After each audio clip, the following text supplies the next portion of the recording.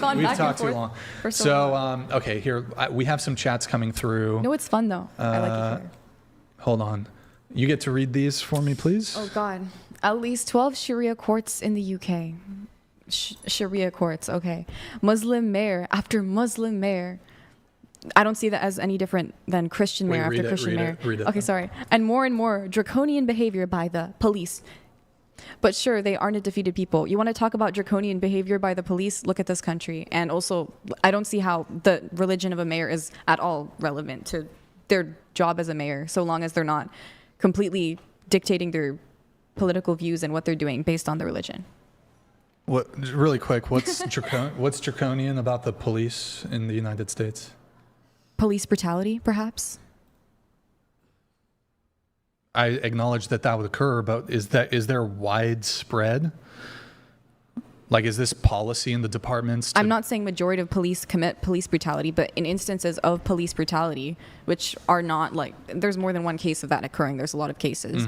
I think that is draconian when they're not following protocol. And like Sonia Massey was a woman who got shot in the head when she was holding up a pot of boiling water to check on if it was cooking.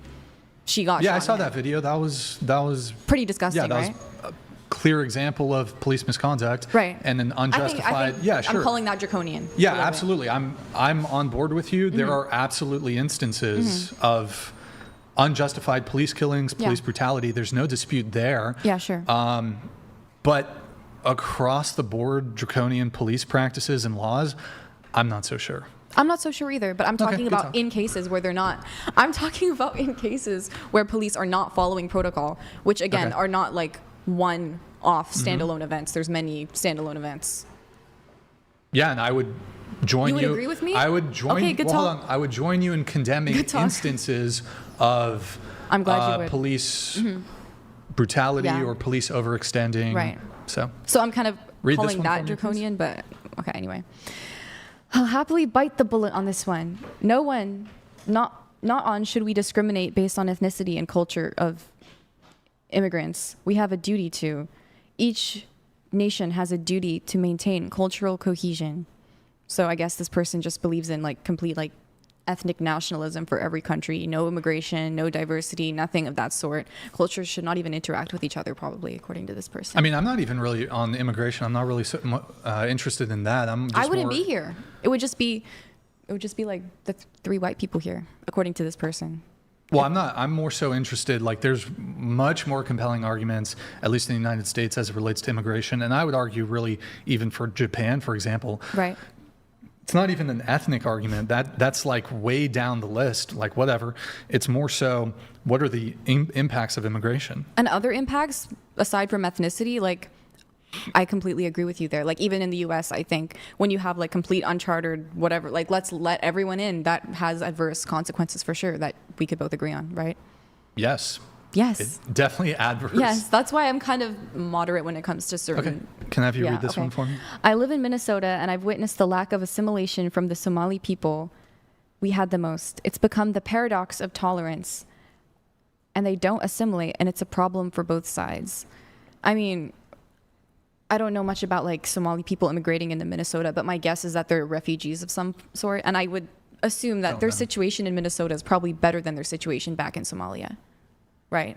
Yeah, probably. Probably. So I don't think it's bad for Somali people to be safer than wherever they were before, because Somalia is not a very safe country. Well, in that case, wouldn't the entailment of your position be we should transplant the entire population of Somalia into the United States? No, that's a very... Well, why not? It would be better here. Because, again, like a huge influx of immigration from any given group is obviously, like, it's hard to accommodate a huge amount of people just like that, right? I wish there was like a way to like help as many refugees as possible. And I mean, it's hard though, because there's not always the space for that, right? So like in a controlled manner, then I hope that we could help out more Somali refugees, of course. I mean, I would also point out that while there are refugees who are genuinely fleeing some sort of persecution or something like that, a lot of immigrants, they're actually just economic immigrants.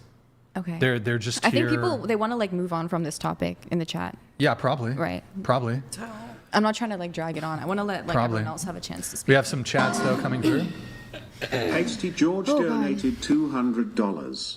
Thanks to feminism and Israel's plan for a greater Israel in the Middle East, a lot of countries have a birth rate crisis and a worker shortage, so everyone better get used to immigrants for a while. Okay. I mean, I think you can address like birth rate crisis stuff without necessarily resorting to immigration for it.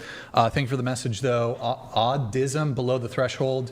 Also, we have goat bricks in here. Thank you for the message, though, but it's just a display. And then, Nick, we have merch coming up here. Goat Brixen, thank you for that. Below the threshold, but I appreciate your message. Goat Brixen. We have John McCarthy. Looks like he bought something on the merch store. If you can pull... Should I? Get yourself one of those. Hold on, we have some other chats too coming in. Hold on. And then, Diego, did that come through? Did the one from Diego just come through? Hold on. One sec. Then we have super chats. You guys are sending in a bunch, so we're going to get it back to dating here in just a sec, guys. We should, yeah. All right. No worries, Brian. iShowSpeed donated $200. Your chat. Who is excited for me to come on the Whatever podcast? Apparently we're having iShowSpeed coming on the show. What's up? Okay. Oh. Yeah, we got pizza. Who wants pizza? Me. Everybody? I'm hungry. All right. It's tiring. Yeah. Yes, everybody. And then, okay. Here, we have two more chats here. The supers. Let me do the supers really quick. All right. One sec, guys. Oh my gosh.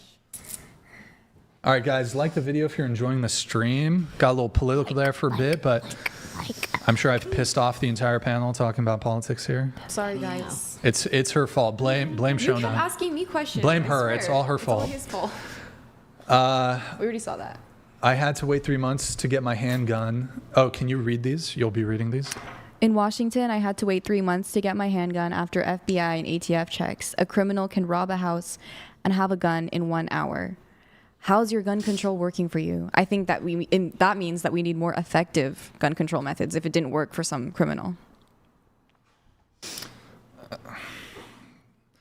Again, you can just obtain it illegally, and Well, then more should be done so that people can't obtain it illegally. But your solutions are to I didn't name any solutions. Legal protections in place, but illegal would suggest that regardless of what regardless of what the laws are,